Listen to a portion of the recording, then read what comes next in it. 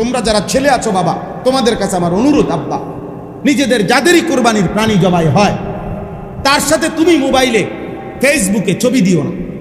গরুর সাথে দাঁড়াইয়া ছবি, এটা স্পষ্ট প্রমাণ করে গরুর সাথে আরেক গরু। হ্যাঁ নিশ্চিত, ছাগলের সাথে আরেক ছাগল, দুই ছাগল একসাথে, গরুর সাথে গরু। নাহলে গরুর সাথে মানুষের ছবি দিয়া কি বুঝাইতে চাইছো? তুমি কি বলতে চাইছো? নাহলে তুমি কও যে আমি গরুর সাথে একটা ছবি দিলা, তুমি দিয়ে কি বুঝাইলা? আমিও মানুষ, এটাও মানুষ। তাহলে তার উল্টাটা, আমিও জানোয়ার, এটাও জানোয়ার। একটা কিছু তো হবে, হয় গরু মানুষ হবে, নাহলে মানুষ গরু হবে। হয় ছাগল মানুষ হবে, নয়তো ছাগল কি হবে আর মানুষ কি হবে? ছাগল হবে। বলেন, এই জন্য ইনশাআল্লাহ এটা নিয়ত করো ভাই। লোক দেখানোর কিচ্ছু না, লোক দেখানোর কিচ্ছু না, এটা ধোঁকা।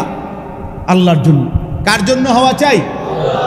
আল্লাহর জন্য হওয়া চাই, আল্লাহর জন্য হওয়া চাই। জীবনটা সারাক্ষণ আব্বা, সারাদিন সারা রাত মোবাইল নিয়ে ব্যস্ত থাকা, এটা প্রতিবন্ধিতা। আমি হাত জোর করে বলবো, তোমরা যারা 24 ঘন্টা মোবাইল, এটা সারাক্ষণ বড় মোবাইল সাথে ব্যবহার করছো, তুমি একজন বিবেকবান, বিচক্ষণ, জেনারেল শিক্ষিত একজন ডাক্তার, একজন মনোবিজ্ঞানী, একজন মানসিক ডাক্তারকে জিজ্ঞাসা করো, আল্লাহর কসম জিজ্ঞাসা করে দেখো, সে বলবে এটা প্রতিবন্ধিতা, এ মানসিক বিকৃতি, এই ভারসাম্যহীন, এ তারসিরা মানুষের চিহ্ন। আমি বলি প্রয়োজন, বড় মোবাইল প্রয়োজন, আমি অস্বীকার করি না। এটার দ্বারা ব্যবসায়িক, চাকরিগত বহু কাজ আছে। হ্যাঁ, কাজ করো। খানা আমার প্রয়োজন, এর লাগে বুঝে সারাদিন ভাতের তালা লইয়ে বইতে হবে, বুঝেন নাই? পায়খানা, পেশাব, বাথরুম আমার প্রয়োজন, এজন্য কি আমি বাথরুমে বসে থাকবো না? প্রয়োজন, প্রয়োজন 100 প্রয়োজন থাকুক, করো। কিন্তু সারা দিন রাত, আহা, আমাদের নিজের হায়াত, আমাদের সময় বানের পানির মতো, বন্যার পানির মতো দুশ্মন নিয়ে যাচ্ছে। আরে যদি শুধু টাকা নিত তো মনটারে বুঝাইতাম যে আমার সময় রয়ে গেছে, টাকা গেছে গা। কিন্তু তোমার টাকাও গেল, তোমার হায়াতের 3 ঘন্টা চলে গেল, তোমার জীবনের 5 ঘন্টা দুশ্মন নিয়ে গেল। আজ যদি এমন হইতো, যাক আমার 30 টাকা না নিছে, কিন্তু আব্বা 30 টাকা তো নেয় নাই, 30 টাকা তো খুব কিছু না, কিন্তু তোমার জীবনের 5টা ঘন্টা তো নিয়ে গেছে। এই হায়াত তো আর আসবে, 30 টাকা তো আবার হইতে হইবে। এই জন্য এখানে লস বেশি হলো, হায়াতের লস বেশি হলো, সময়ের।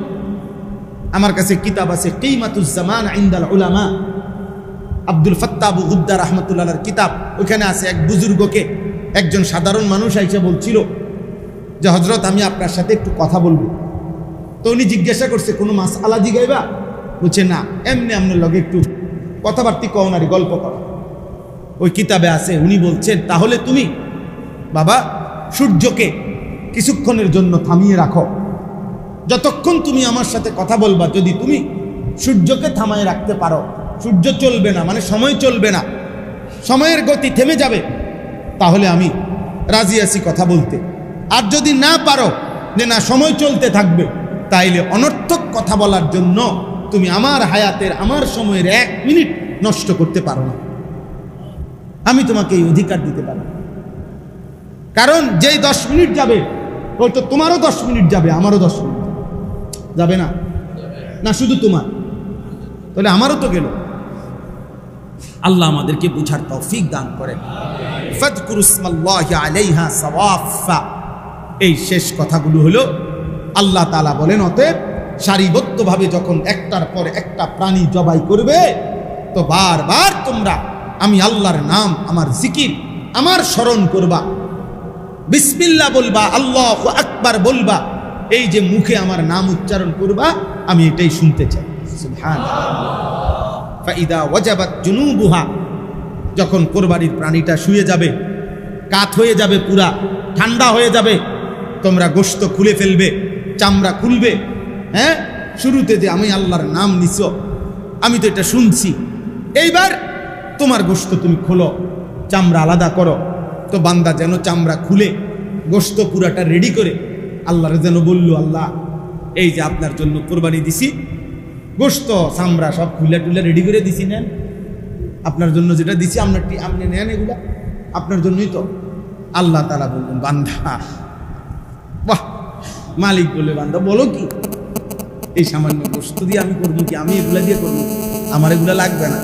কত এলে আপনি না বললেন আপনার জন্য কোরবানি দিই। আল্লাহ বলেন, হ্যাঁ, ওই যে তুমি জবানে আমার নাম নিছো, আমি ওইটাই শুনতে চাইছিলাম। ফাকুলু মিনহা, গোশত তুমি খাও। আমার লাগবে না, আমার লাগবে না, আমি গোশত দিয়ে করবো। এবার যেন বান্দা বলে, আল্লাহ ঠিক আছে, গোশত আমি খাবো, কিন্তু 2.5 মণ 2 মণ, আমি এতটি গোশত কি আর কোনো সময় কিনি?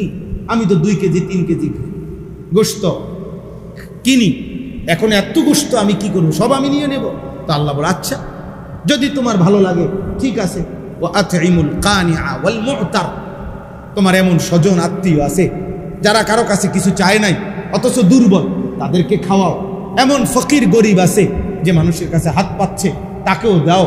আত্মীয়কেও খাওয়াও, গরিব দুঃখীকেও খাওয়াও, তুমিও খাও, তোমরাই খাও।